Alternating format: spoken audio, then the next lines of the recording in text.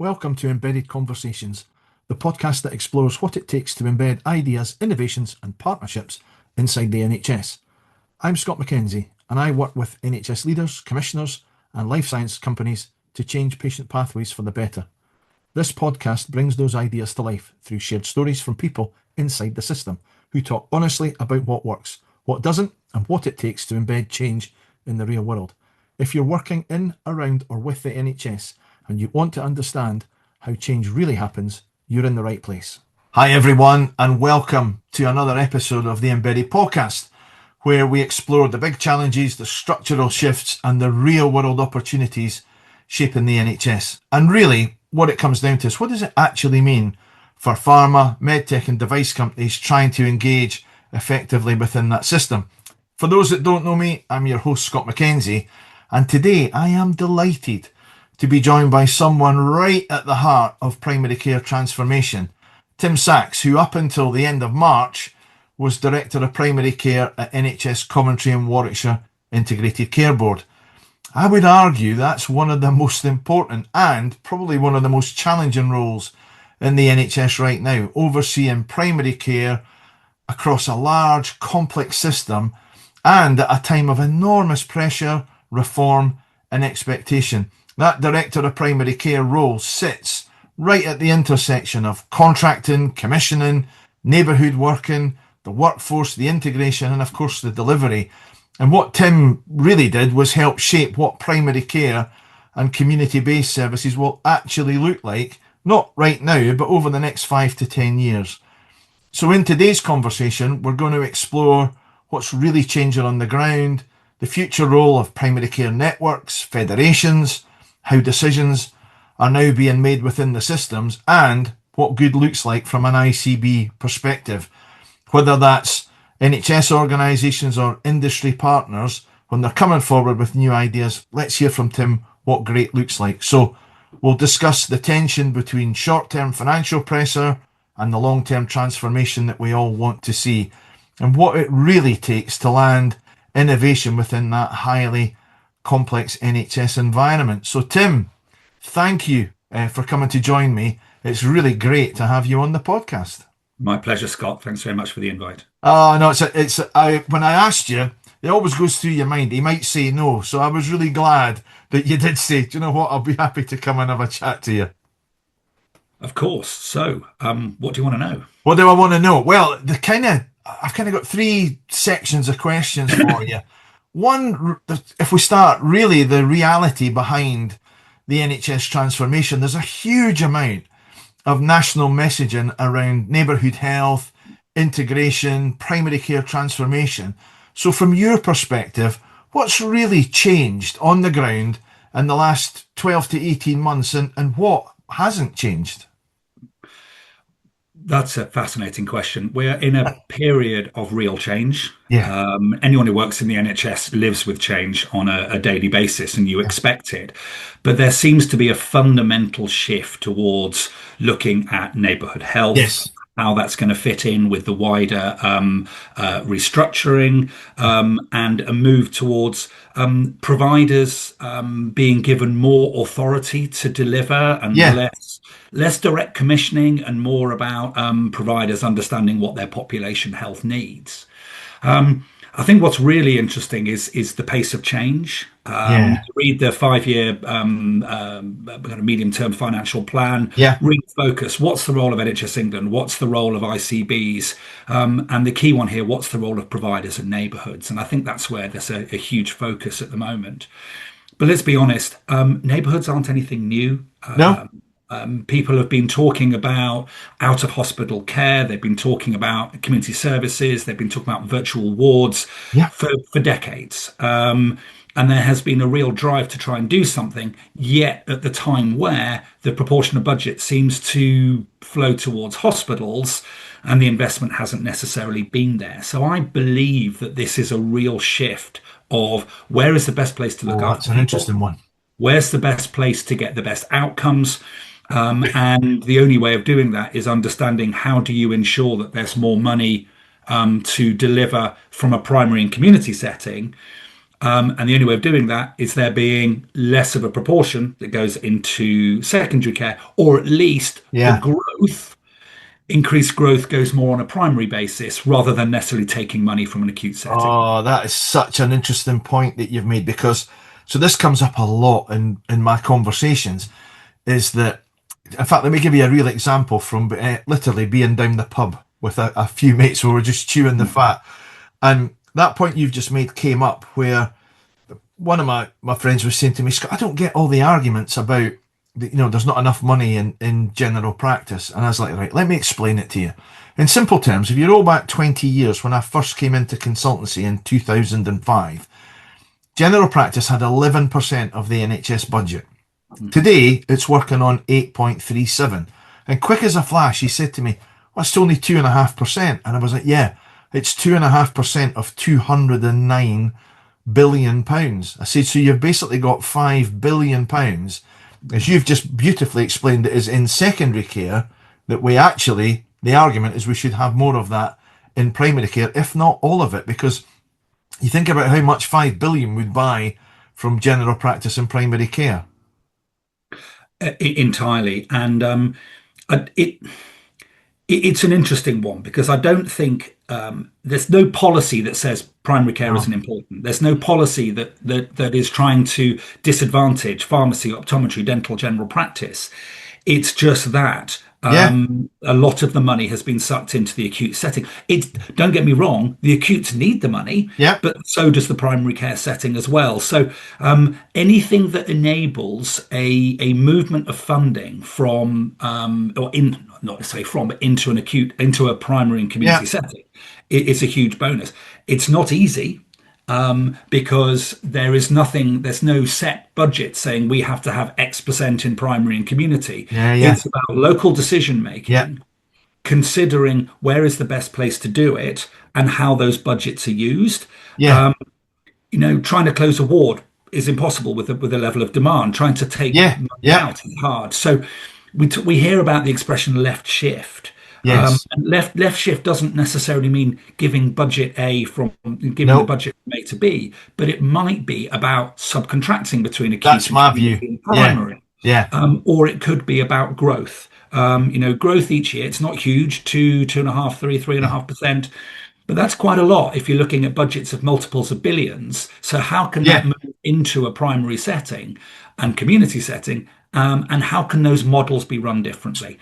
So that's very much. I think there are interesting examples of what's going on. Yeah, so that's very much, you're totally aligned with Scott's view of the world. I think the impetus here very much is for the providers to get together and collaborate. So we don't affect the main headline contract for the hospital. That remains exactly the same. But what we're now having a debate about is, who do we pay? Do we keep that work in secondary care, or is it low acuity work that could be protocol driven, where we can create an escalation route just in case we need one back to secondary care, but other than that, we'll move it out and we'll give a portion of the budget to general practice to deliver that work. And then it's not about anything other than freeing capacity in secondary care to look after the high acuity, more complex patients. I think if we can get there, it'll be a massive step in the right direction. But that's a fundamental change to how the NHS is run. The model that we see now isn't that different from the model of 50 years ago. No. It's a very traditional gatekeeper role. But let's be honest, the changes that we've seen since 2019 are absolutely inordinate. Yes, they are. Towards PCNs. I'm going to give you a real world example. I've got a shoulder problem.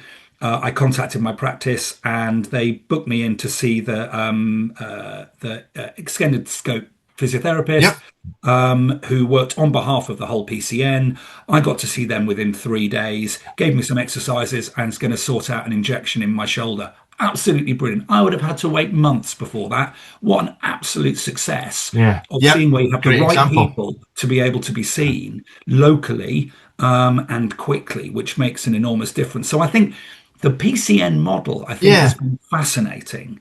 And let's be honest, PCNs have been the only show in town for the last 7 years. Exactly. We're talking about an enormous amount of money. We're talking £1 billion plus has gone into the PCN model. And that has been where the money's gone into primary Yeah. care. There have been uplifts in general practice. Yeah. However, the real increases have gone into PCNs, and Yeah. that's been a Yeah. learning curve. If we look at Yeah. 2019 when they started, Oh God, yeah. no one really knew what was going on, and we had the whole question of which practice will work with who had the relationships, and Yeah. that was at times a bit of a bun fight.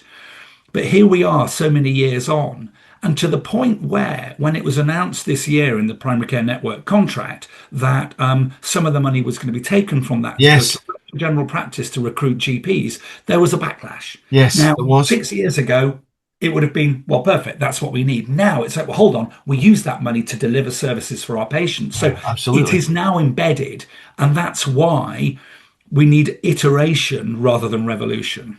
So if I just push you a little bit further down that route, as from an ICB perspective, then what role do you genuinely need primary care, the PCNs, the federations to be playing, not just today, but over the next kind of 3 to 5 years? And what I'm not looking for is ideally, but I'm thinking more realistically, given what you've just described, the workforce challenges, the financial pressure, and basically the issues that we've got that in systems we're operating under.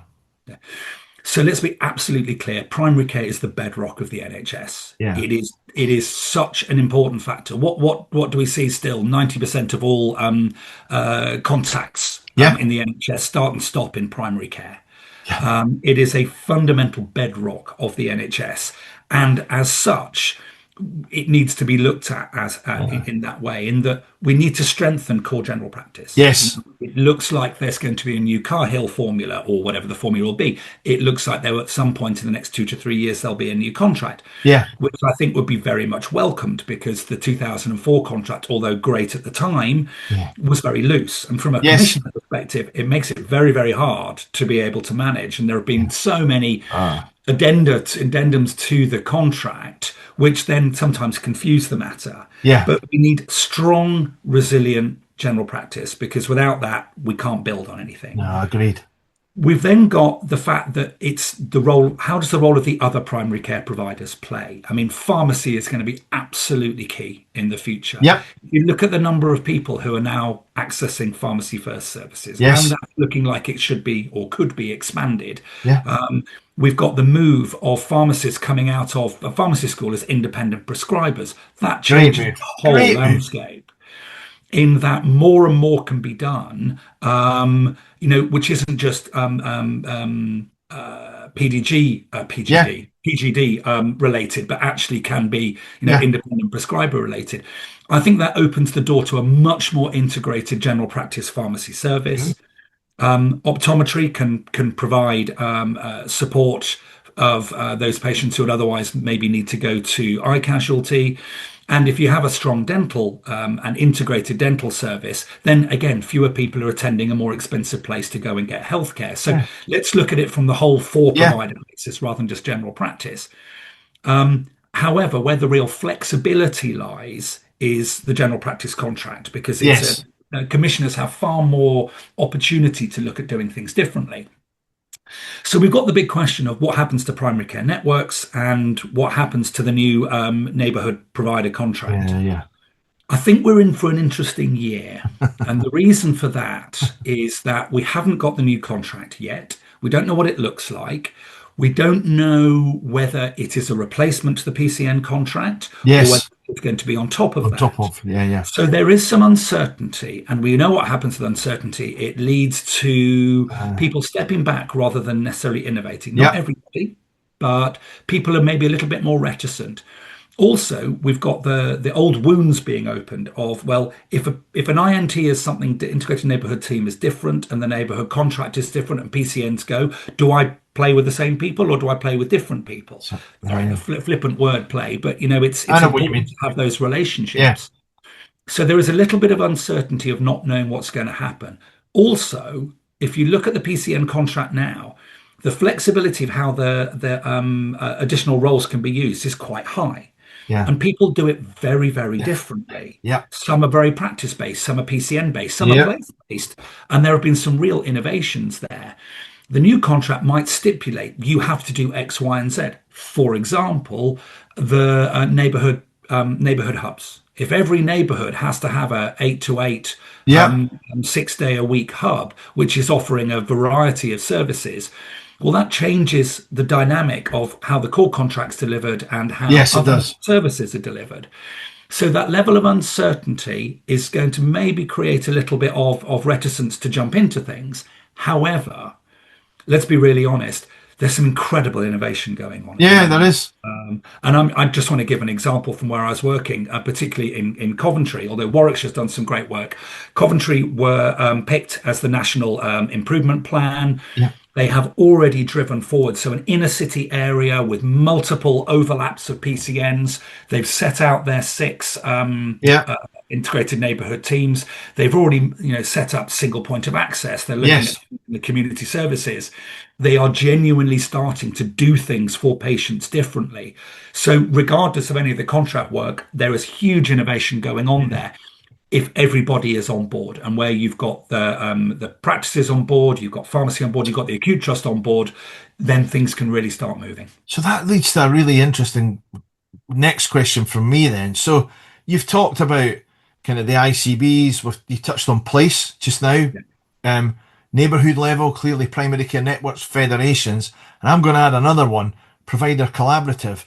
And the question I've got for you is, so when you talk about all of those, from your perspective, where are the real decisions now being made within the NHS, and how should, like the pharma medtech device companies, really position themselves if they're trying to engage effectively? So, again, I think we're in a transition of where decisions are being Yeah. made. Obviously, national policy is set, and then it's for systems to work out how they're going to deliver that.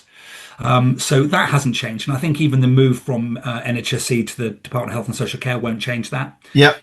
Policy will be set, budgets will be set, expectation and targets will be set. Now go forth and deliver. That's it. So Yeah. I think that's not going to change. I think regions who have been sometimes supporting on the operational might become a little bit more of understanding the performance, and holding to account and taking on more of that performance element. Okay. Which then begs the question, ICBs, where they sit. Yeah. Now, they still hold the budgets. They are still responsible for delivery. They are still expected to ensure that providers are meeting the targets. But again, the move towards being more strategic commissioners rather than day-to-day, pathway commissioners Yes. opens the door more towards providers. Yeah. And if you look at the national policy of integrated health organizations, Yep. that could completely change where we are. Yeah. Again, they are re-looking at the foundation trust status, Yes. and moving towards there. And they say they want to pilot some IHOs, but roll out in the next, say, 3 to 5 years. An IHO changes everything because you have a capitated budget for your whole population, from everything from prevention to tertiary. Yeah. That's more like a managed care organization in the US, where the aim then would be you have budget X for population Y. You have to focus on the cheapest setting, not individual statutory organizations breaking even, which is where some of the blockers that we have now. But let's not get ahead of ourselves. That's 3, 5 years away. Yeah. But if that's the direction, providers are going to be really key with that. Yeah. So back to the question, I will say ICBs are still holding the ring. Yep. And that will continue for a while. But there are real examples, and again, I'm going to go back to where I've worked most recently in Coventry and Warwickshire, where we have care collaboratives. Yes. Whereby budgets have been given to the lead provider, which are the 2 trusts. Yep, So we've the got trust. Warwickshire Trust and Coventry Trust. And they are being given the budgets to deliver community services, deliver continuing healthcare, urgent care. Yeah. So we're talking about between the two, 120, 130 million pounds, whereby they are now responsible for the commissioning and provision of those services. That changes the whole goalpost on where things are delivered, and is getting trusts as lead providers to have to think about the teams, their structures, their directorate, how things are going to function, to look at it rather than just being traditional providers, Yeah. looking at it from a provider commissioner basis. It's another really great point. I'm going to kind of deviate a little bit because one of the things that I often highlight to industry particularly is what you've got to align is really three things: the clinical, the operational, and then the financial. If you can bring the three things together, you've got a chance of getting your project to life. Yeah. But there is no point in just having a clinical lead that wants to do something because they can't operationalize it and they can't fix the money. So we've really got to work across the three. And that for me is what you've just described, is that provider collaborative, being commissioner and provider. You will need clinically it's got to work, operationally it's got to work, and financially it's got to work, or it's not going to fly. So I think there's a slight difference in a provider collaborative and what we've been calling care collaborative. Yes, absolutely, yes. Because the care collaborative in Coventry and Warwickshire, the two care collaboratives, include local authority, district councils, Yep. Voluntary sector, all providers. It is this is a decision-making group which then links in with health and wellbeing boards. It's a cross-party structure which is beyond health, which I think is really, really important.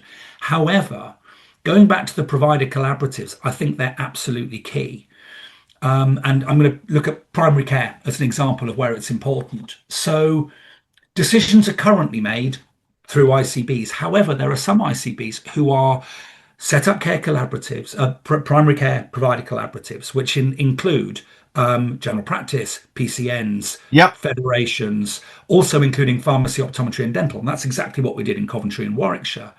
Now, where we were was about the primary care strategy was sponsored and delivered by the primary care collaborative. It was clinically written, it was clinically developed, it was clinically engaged, and then endorsed by all of the providers, so acute, voluntary, health and wellbeing boards.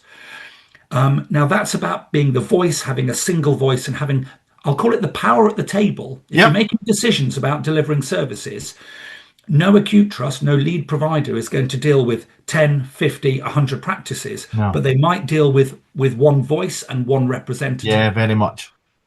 So decisions can be made that way, which then links into, well, actually, if we're talking about a subcontract, a primary care provider collaborative is not necessarily an entity. It's not a federation unless it's set up that way. And I know there are examples where people are talking about their primary care provider collaboratives actually becoming larger at scale entities. It's where can things be commissioned from? So if you have 50 practices, 10 PCNs, we want to deliver diabetes care in primary care. We want to left shift it there because actually it's a better place to do it.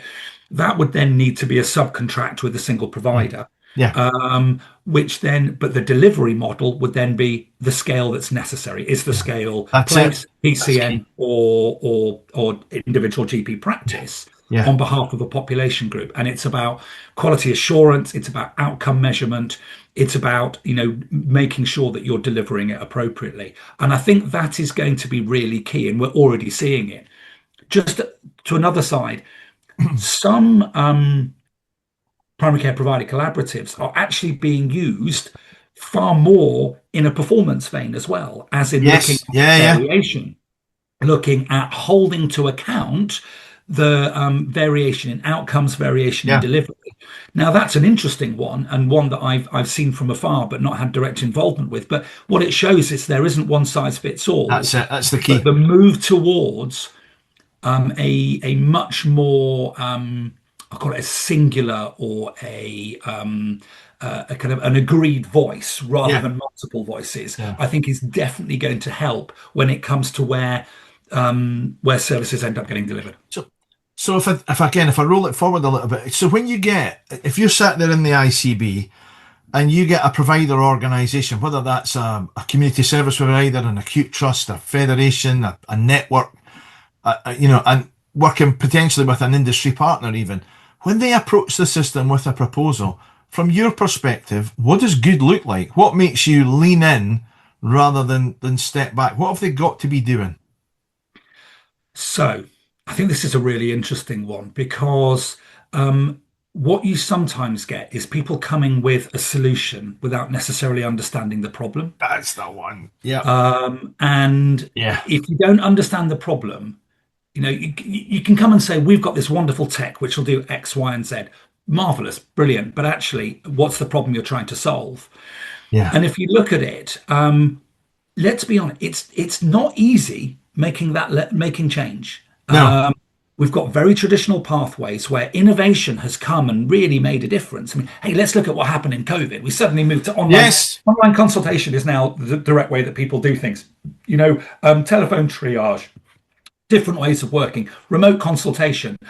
We developed. We probably did 10 years in 6 months of where we would have been.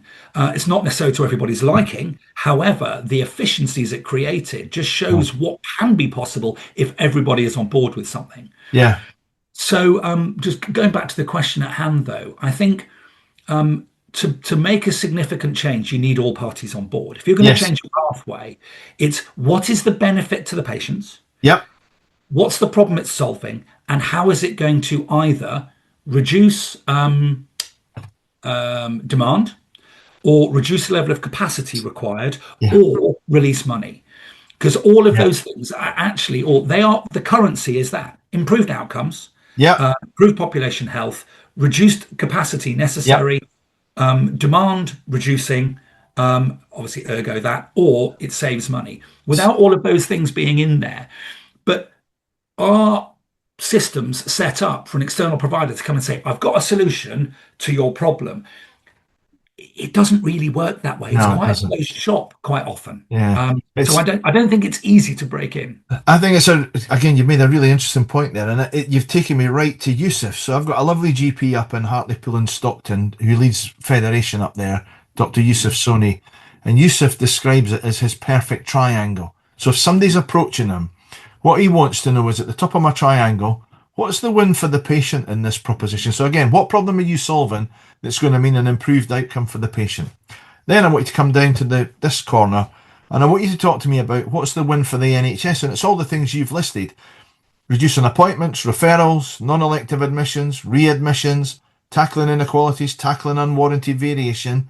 What's the win for me?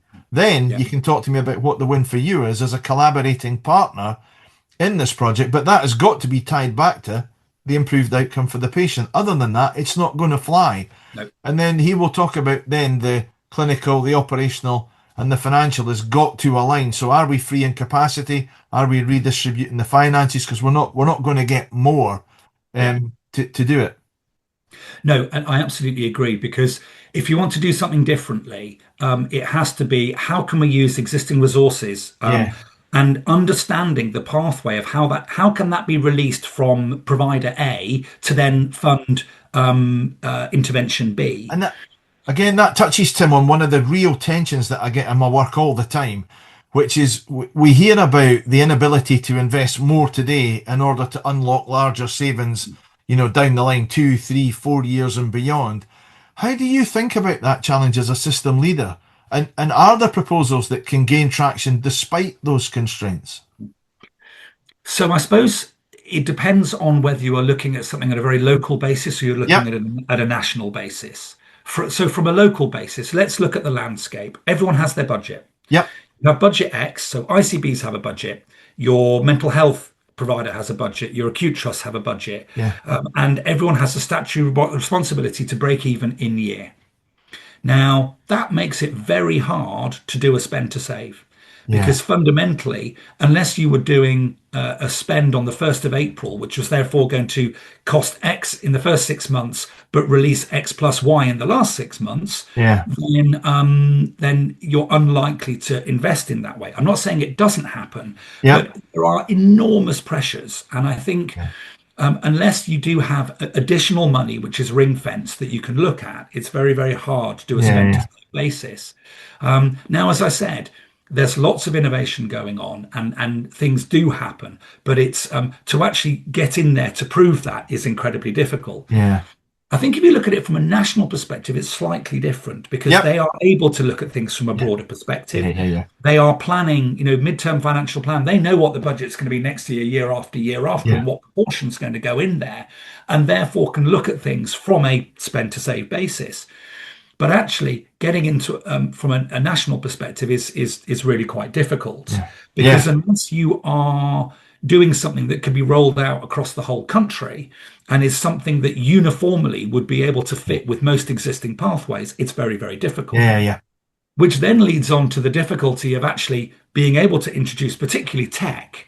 If you want to introduce some new Yeah. tech, there are a lot of There hoops, are a and lot I of do, hoops. Yeah. Agreed. and Agreed. those hoops, people have to recognize. You may have a wonderful piece of tech, but does See, it meet ISO standard X, Y, and Z? all of that. Yeah. Um, is it Today's interoperable with? conversation has struck a chord. You'll love the Embedded Edge community.